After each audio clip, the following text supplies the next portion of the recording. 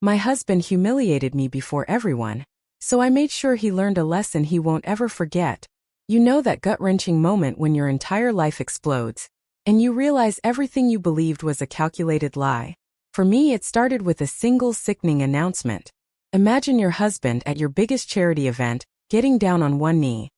Not to propose but to announce you're pregnant. Except you're not.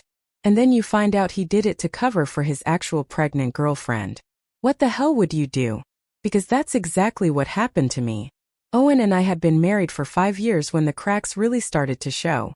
It wasn't just the guarded phone or the late nights, though those were definitely happening. It was the cruel, cutting remarks that started piling up, each one a tiny chip at my soul. Maybe if you lost some weight, I wouldn't need to work so late, he'd sneer, after rolling in at 2 a.m. reeking of perfume. Or the time he accidentally shared a mortifying photo of me sleeping mouth agape in our group chat, captioning it, "Living with this every night." When I confronted him, he just laughed. Learn to take a joke, or people will think you're pathetic. My stomach would clench. At a dinner party, he interrupted my story to announce to everyone, "Don't mind her. She gets confused about basic facts. It's cute but embarrassing." Then he patted my hand patronizingly like I was a child. Later, my best friend texted me, "Are you okay? Owen was being a complete ass to you." She saw it. Everyone saw it. Why couldn't I? Every year, we hosted this huge charity fundraiser at our house. It was my thing.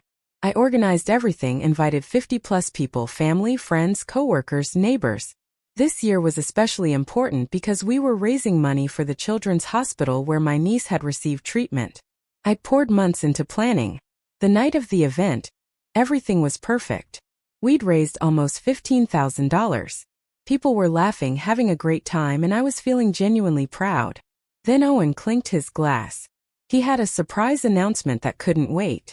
My first thought was, wow, he secured a huge donation.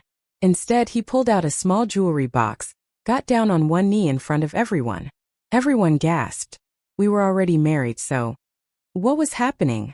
He opened the box to reveal a diamond eternity band and then, to the entire crowd, announced that I was pregnant after our long struggle with fertility. I was stunned, frozen. I wasn't pregnant. We weren't even trying. But before I could form a single coherent thought, the room erupted.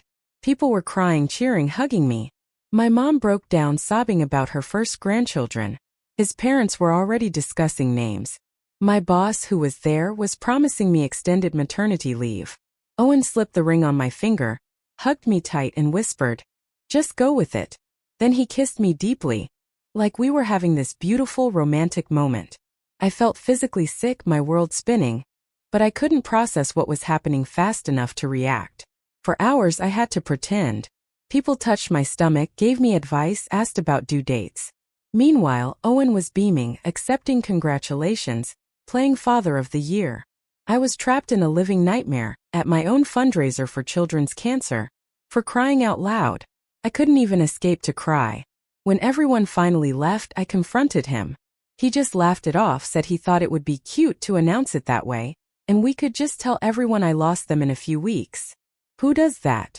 When I pressed harder, he got annoyed, said I was overreacting, and should be grateful for the expensive ring. I couldn't sleep that night. His behavior was so bizarre, so incredibly cruel. Around 3 a.m. I heard his phone buzz. He was passed out drunk, so I checked it. There was a message from Steve W. that read, "Did she buy it? Is it done?" My hands were shaking so hard I could barely unlock the screen. I opened their message history. Steve wasn't Steve. It was Tracy, his pregnant girlfriend of 18 months. The announcement. It was Owen's sick, twisted solution to explain why he'd need to be supporting a friend through tough times, when he'd actually be with her during her pregnancy. I scrolled through hundreds of messages, pictures of them together, screenshots of my personal calendar so he could plan their dates when I was busy. Pictures of me that he'd sent her to mock. He'd been sharing our most intimate conversations, our financial details. The final brutal blow? They'd been in our home while I was at my mom's birthday weekend. They'd slept in our bed, taken pictures in our shower. She'd tried on my clothes, and they'd taken the pregnancy test that morning. She actually was pregnant with his child. I didn't confront him. Not then. I made a plan. Over the next week, I pretended everything was normal. My mind was racing cold and clear. I contacted Tracy privately, and surprisingly, she had no idea Owen was married. He told her I was his unstable sister, who lived with him because I couldn't function alone. The pictures of us together? Explained away as keeping up appearances for family. She was devastated. We met secretly. She showed me more evidence. Love letters, gifts, plans they'd made for their future. He'd bought them tickets to Paris for a baby moon, using our joint account. He'd been systematically stealing from our savings to fund his double life. Over $10,000. Just gone. 3 weeks after the fake announcement, I organized a pregnancy celebration dinner at our house. I invited everyone who'd been at the fundraiser. Family, friends, colleagues, neighbors. Owen was nervous, but he played along, thinking I'd finally accepted the lie. As everyone gathered, I stood up to give a toast. I thanked them for coming to celebrate this special time. Then I announced I had a presentation about our journey to parenthood. So yeah, picture this. Our living room is packed. The same people who just a few weeks ago were hugging me, crying, telling me how happy they were, are all back in my house. Plates of catered Italian food in their hands, wine everywhere. My mom literally beaming from ear to ear. Owen's got his arm around me, squeezing my shoulder like he's the world's proudest husband. I can feel my jaw clench every time he does it. But I smile because I have worked so damn hard for this moment. Honestly, if you've ever had to fake joy while your insides are boiling, you know the feeling. My stomach was in knots. I was sweating in places I didn't even know could sweat. My hands were shaking so bad I almost dropped my glass. But I kept it together. Because I knew what was about to happen would be worth every second of this humiliation. I let everyone settle in. People are chatting, passing around baby name books. I kid you not, someone actually brought one. Owen's dad is already offering to build us a crib. My mom is whispering to my aunt about knitting tiny hats. God. I stand up, tap my glass, and ask for everyone's attention. Owen looks at me with this smug, "See? I told you this would be fun." Sort of smile, and I want to slap it off his face. But I don't. I just smile back. "Thank you all for being here," I say. "You've all been so supportive. It means the world to me and Owen." I swallow so hard I almost choke. I told you I'd have a little presentation about our journey to parenthood. So let's walk down memory lane together. I hook my laptop up to the TV and start the slideshow. At first, it's just normal stuff. Photos of me and Owen from when we first met at the airport. We got stuck on a delayed flight and ended up sharing a $12 sandwich at 2 a.m. Not exactly a cutesy rom-com, but whatever. Our wedding, vacations, dumb couple selfies. The crowd is eating it up, laughing, oohing and awing. And then I flip the slide. The first text appears on the screen, a screenshot. It's Owen texting Steve W. But the message is coming from Tracy's actual number. I made sure to highlight it on the slide. "Thank you, iMessage, for letting me show contact info." The message. Did she buy it? Is it done? The room goes silent. Like dead silent. You could hear a pin drop. Owen's smile starts to slip just a little, and he shoots me a look. Half confusion, half panic. I click again. The next slide is a photo of Tracy, smiling, very clearly pregnant, standing in our bathroom holding up a positive test. The timestamp is right there. My shower curtain, my shampoo bottle, my robe on the hook. People start shifting. My cousin literally gasps. My dad's jaw drops. I click again. Screenshots of messages. Owen sending her pictures of me, captioned, "Look at her. Can you believe she still thinks I love her?" The room starts murmuring. Owen is frozen. He tries to stand up and say something, but I just raise my hand and say, "Sit down." I'm shaking, but I don't care. I am done letting him control the narrative. Next slide. Bank statements. Transfers from our joint account to some Paris travel fund. Receipts for gifts. A plane ticket to Paris in both their names. I zoom in on the dates, right after my miscarriage. The room is starting to turn on him. His mom looks like she's about to throw up. I keep going. More messages. Tracy's love letters to Owen. Photos of them in my clothes in my bed. My best friend covers her mouth, looks at me like she wants to kill him herself. The final slide. A WhatsApp from Owen to Tracy bragging about how easy it was to convince the crazy sister, me, to host the fundraiser, and how he'd use the pregnancy as cover to spend more time with Tracy once her belly started to show. I put that one up for a solid 10 seconds, just letting everyone read. I wanted it burned into their memories. And then I closed the laptop. I looked right at Owen, who was now white as a sheet, sweating, stammering, trying to explain himself. But honestly, he couldn't even string together a single coherent sentence. He's looking around for a friendly face, but there's nothing. Not even his mom will look at him. I say, "So, Owen, do you want to tell everyone the real reason you needed so much support lately? Or should I keep going?" He tries to talk. He really does. He stands up, starts blabbering about me being unstable, that I'm confused, that it's all a misunderstanding. He says Tracy is just a friend, that the texts are out of context. Yeah, out of context. At this point, my mom, my sweet, gentle, cardigan-wearing mom, stands up and walks over to him. She looks him dead in the eye and says, "Get out of my daughter's house." And then, in front of everyone, she takes the eternity band off my finger and throws it at him. It bounces off his chest and lands in his pasta. I swear to God, I almost laughed. Owen tries to grab my arm, but my dad steps in, shoves him back. There's yelling. My uncle steps between us. A couple of Owen's friends try to intervene, but my sister is already on the phone calling Tracy. I had warned her ahead of time that she might need to show up. Tracy, to her credit, is already parked outside with her mom. She wanted backup. And honestly, I get it. So what happens? Tracy walks in, pregnant belly and all. She makes eye contact with Owen and just says, "You told me she was your sister." The room erupts. His parents start shouting at him. My mom is crying. My best friend is hugging me so tight I can barely breathe. Tracy's mom is fully ready to throw hands. And Owen? He tries to run. Actually tries to run out of the house.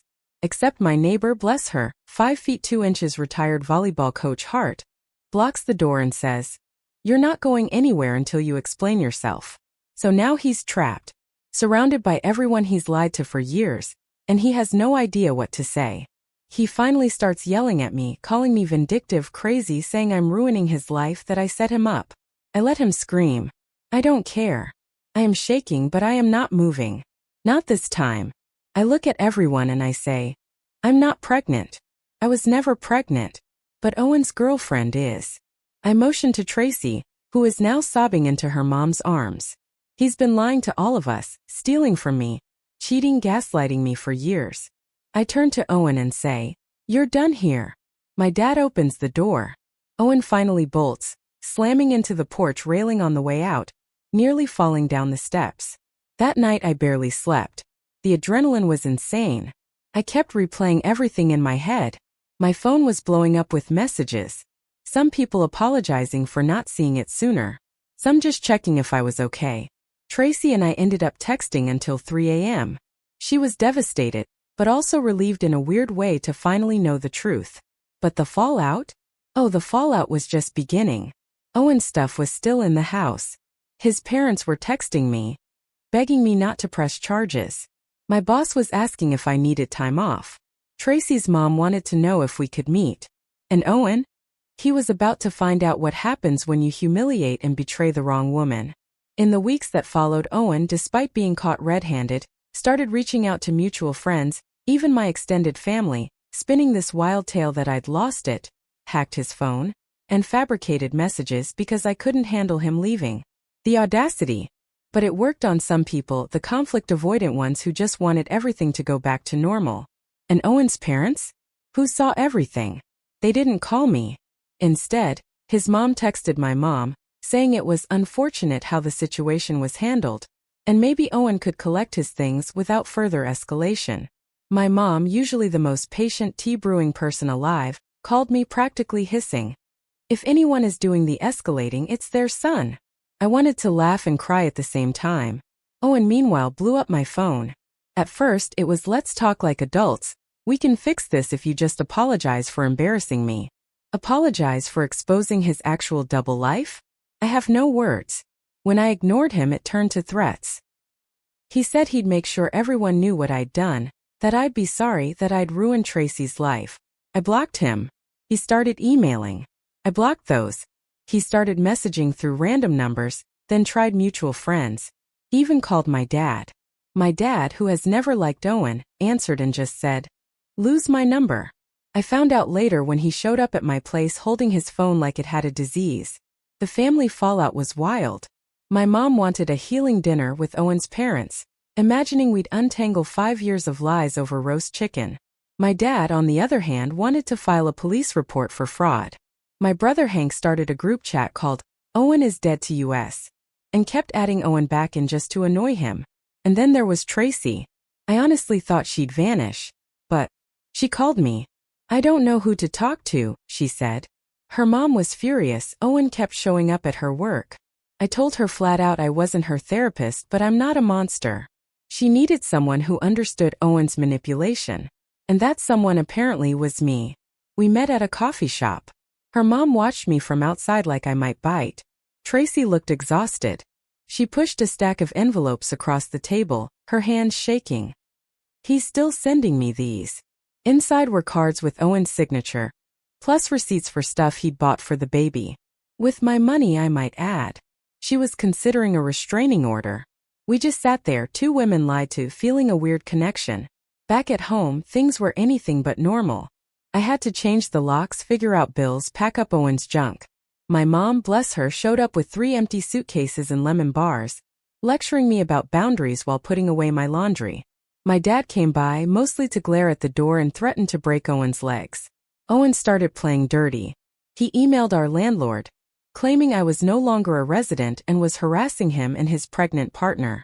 I had to send my ID, utility bills, even our marriage certificate just to prove I lived here. The landlord was awkward, hinting that one of us should move out. The shock was how many people just didn't want to pick a side. Let's just move on. It's none of our business. These things are never black and white. Like, sorry, but if your spouse fakes your pregnancy to cover for his real one with someone else, I'm pretty sure that's not a gray area. Owen tried to come back for his stuff. I told him to text a list and I'd leave it on the porch. He showed up anyway, pounding on the door. I called my dad, who arrived in 10 minutes flat. A weird standoff on the porch. Owen finally left, but not before threatening to call the cops for theft. I told him to go ahead. My parents ramped things up. Mom called Owen's mom, who insisted marriage is hard, and boys will be boys. I almost threw up hearing that. My mom told her if Owen showed up again, she'd file a restraining order herself, then hung up. Dad researched marital asset division, leaving printouts all over my kitchen. I did talk to Owen one more time in person in the driveway. He tried to act calm, but then started ranting about how I'd ruined everything. I told him he did that all by himself. He got in my face, accusing me of manipulating Tracy, stealing his money. I told him if he kept harassing us, I'd file for a restraining order. He made a big show of laughing, but his hands were shaking. "You're not coming back in." End of story. He left, slamming his fist into the mailbox so hard the door fell off. Such a fitting metaphor. Tracy and I aren't friends. Not really. But there's this weird connection. She texts sometimes late at night, updates about Owen. I send blunt replies. But I helped her block his number and lock down her socials. The money problem was a nightmare. Owen drained more than I realized. I had to highlight months of statements and send it to the bank. They froze our account, but Owen kept trying to reset the password. I got fraud alerts. Took days to sort out. At home I couldn't even relax. Every sound outside made me look up, half expecting Owen. My dad installed a camera. It just made me more aware. The mail, the dishes, the laundry. Everything felt both too much and not enough. I kept thinking, when does it get normal again? Does it ever? The most surprising thing was how much people wanted there to be a good guy and a bad guy. Owen is obviously trash, but I kept getting asked, "Did you see any signs?" Or, "Do you think you drove him to cheat?" Honestly, it's Messier. Owen's always been a little mean, a little sharp. I thought it was stress. His mom's the same. I used to think if I just let things go, he'd chill out. Turns out letting things go just made him push further. So yeah, I'm not living some brave new life. I'm still in the house, still fielding landlord calls, still trying to get Owen's name off utility bills. Brenda's trying to get me out, but the idea of seeing people feels exhausting. But here's the thing. I'm not letting Owen back in. Not physically, not emotionally, not financially. Every day I get a little more stubborn about that. The last time he tried to get in touch, it was through a mutual friend. I told him if Owen tried to come back here, I'd have the locks changed again and the cops on speed dial. And then today, I got a letter hand-delivered, not mailed, from Owen's lawyer. He's threatening to sue me for defamation and emotional distress. He wants equitable division of assets. The car, half the savings, and compensation for lost business opportunities because I slandered him publicly. I just stood there in my kitchen, letter in hand, trying to decide if I should laugh or scream. Honestly, I thought things would calm down after that lawyer letter, but I should have known better. It was just Owen getting warmed up. I swear the universe must be bored, because it's just throwing new curveballs every other day. The letter was hand-delivered, shoved under my door in a cheap envelope with my name spelled wrong. Classic Owen. It was full of legalese about defamation, emotional distress, lost opportunities, and his demands for the car, half the savings, and compensation for public embarrassment. I read it 3 times just to make sure I wasn't hallucinating. I texted my brother Hank, who immediately replied, "Is this real, or did he use ChatGPT?" For a hot minute I considered ignoring it, but my parents weren't having that. My dad wanted to show this clown what a real lawsuit looks like. My mom, meanwhile, started calling anyone she knew who'd ever been through a divorce, asking if I could just get everything annulled for emotional reasons. I had to Google if that's a thing. Spoiler, it's not. So I did what normal people do. I Googled local attorneys, read reviews, and ended up calling one. The phone call was awkward, mostly because I had to explain everything out loud. The woman on the other end kept going, "Wait, he did what at the fundraiser?" She told me to take photos of everything, keep all communications, and not, under any circumstances, let Owen back in the house or agree to any private meetings. She also said the defamation claim was probably just bluster, but I should still be careful. Great. Owen, for his part, kept ramping things up. He started showing up at the house again. First just knocking, then pounding, then standing outside for like half an hour calling people on speaker so I could hear him. I watched him from the living room window, phone in hand, ready to call the cops. At one point he brought his dad, who just stood there, arms folded, staring at the house like he was expecting me to come out and hand over the keys. Instead, I called my own dad, who showed up in slippers and an old hoodie, looking so unimpressed it was almost art. There was a silent standoff on the front lawn. For grown adults just standing there, not saying anything, all pretending it wasn't freezing.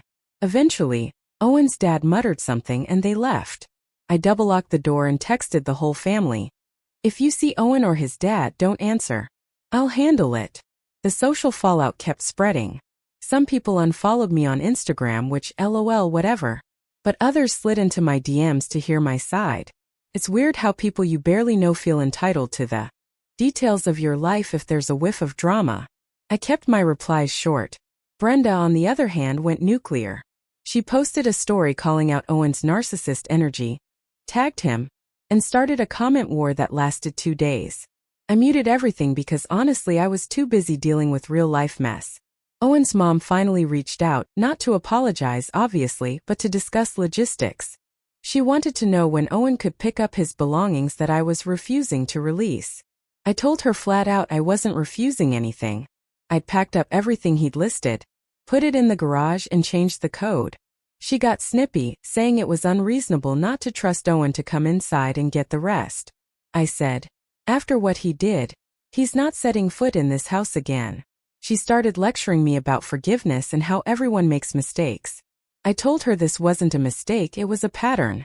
The call ended with her saying she was so disappointed in how I'd handled things. I just laughed. If being disappointing to people like that is wrong, I don't want to be right. The house was weird without Owen. Not in a sad way, more like every time I walked into a room, I noticed all the little things he used to do to annoy me. Leaving his shoes in the hallway, using my favorite mug, turning the thermostat down to save money.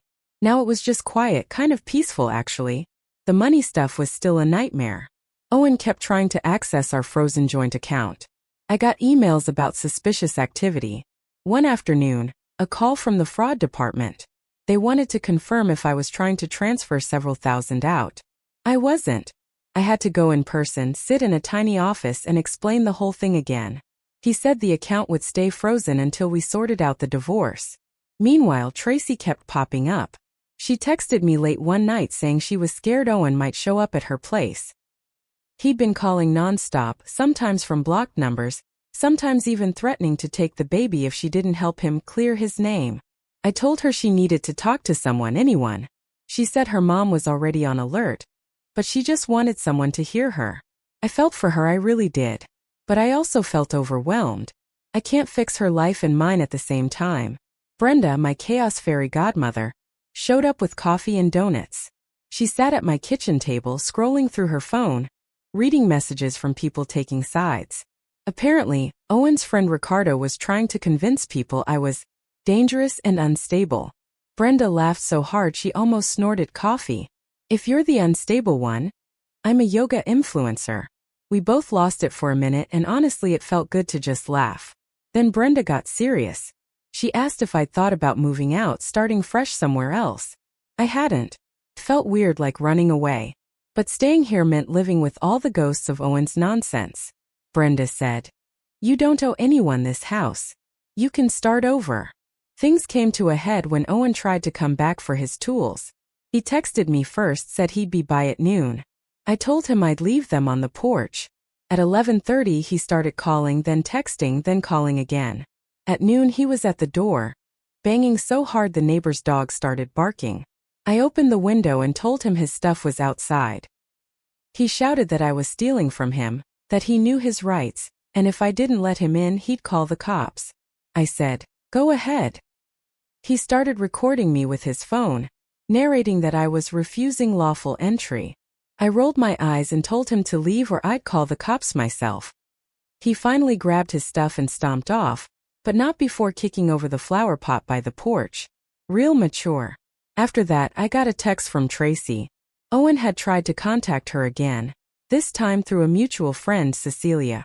Apparently, he was telling people that I brainwashed Tracy into turning against him, that I was jealous and wanted to ruin his life. Cecilia, to her credit, told him he was out of line, but she also texted me to say she hoped I could find it in my heart to forgive. I wanted to scream. Why is it always on women to forgive the people who hurt them? The last straw, for now anyway, came this week. I was coming home from the store, arms full of groceries, when I saw Owen's car in the driveway. I stopped cold. He was sitting on the hood, scrolling through his phone like he owned the place. I walked up and told him to leave. He said he just wanted to talk. I said there was nothing left to say. He said he'd take me down with him if I didn't make things right. I told him if he didn't leave I'd call the cops. He got in my face, close enough that I could smell his cologne, and started ranting about how I ruined his life, how he could have had it all if I just played along. I told him again to leave. He finally did, but not before spitting on the ground and saying, "You'll regret this." That night Tracy texted me. She was in the hospital, early labor, baby coming. She said she was scared, didn't want Owen to know yet, but wanted me to know just in case. I didn't go, obviously, but I texted her back, told her she'd be a good mom, and that she wasn't alone. The next day, she sent a picture of a healthy baby girl. I showed my mom, who cried. Dad said, "At least some good came out of all this." Hank added the baby's name to his spreadsheet, which made everyone laugh, even through the weirdness. If there's any lesson in this, it's that people will surprise you. Sometimes in the worst ways, sometimes in the best. So, yeah, that's where things stand now, and something tells me it's about to get even messier. But for me, that chapter's closed. This entire nightmare? It has shaken me, but it hasn't broken me. What about you? Have you ever had someone in your life turn out to be a completely different person? Or what would you have done in my place? I'd love to hear your thoughts in the comments below.